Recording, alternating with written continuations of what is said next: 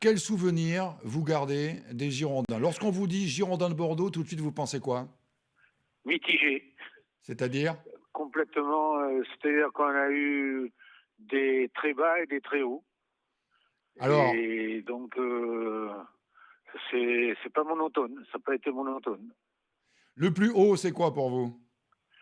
Eh bien, d'être toujours dans les deux ou trois premiers. Et le plus mauvais, c'est de rien avoir gagné, moi, avec eux. Voilà. Ça, c'est votre plus grand regret parce que des titres, vous en avez gagné, mais pas avec les Girondins. Et voilà, pas avec les Girondins, exactement, c'est ça. Mais bon, j'en ai eu un avec Nantes, dont le match va être dimanche, je crois, ou samedi, voilà. Et j'espère qu'ils se souviendront un peu de ma carrière aux Girondins, voilà. Alors, vous avez été joueur aux Girondins, vous avez été aussi directeur sportif à Oui, l'époque de Claude Bess. Qu'est-ce que l'on absolument. peut dire du club à ce moment-là? Eh bien, que s'il n'y avait pas eu tapis, eh bien, je pense qu'on aurait été champion de France. Voilà. Et on ne l'a pas été. Et donc, ça a été un regret, et pour Claude Bèze et pour moi. Voilà.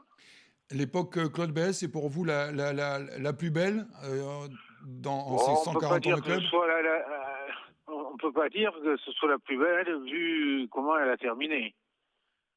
Hein, donc, il vaut mieux passer dessus très haut. Voilà. Donc vous ne voulez retenir de cette époque-là que l'aspect sportif et pourtant quand même vous avez à l'époque joué un rôle important, notamment par rapport au recrutement des joueurs. Il y avait une véritable politique sportive hein, sous l'ère Claude Bess. Vous avez quand même pas mal innové en la matière.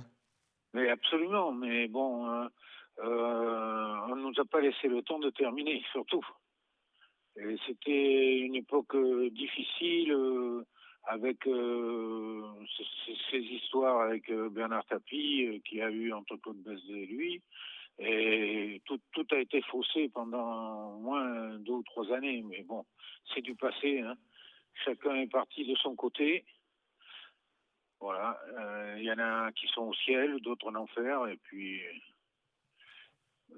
on a continué notre chemin. Voilà. Vous suivez encore aujourd'hui Didier Coécou, les Girondins de Bordeaux? Absolument pas. D'accord. Je suis sur la côte basque.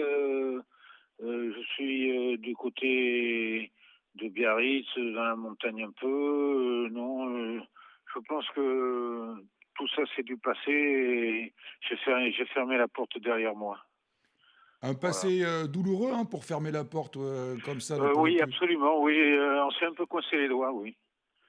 Mais bon, qu'est-ce que vous voulez? C'est comme ça. On a été attaqué de tous les côtés. Dans le foot, il n'y a que de la jalousie, vous le voyez bien dans tous les clubs.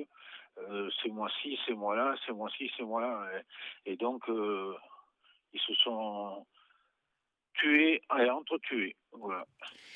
Alors, vous avez quand même marqué l'histoire du club, Didier Coécou. Alors, vous n'avez pas gagné de titre, certes, mais vous avez été le premier joueur buteur pour les Girondins en Coupe d'Europe.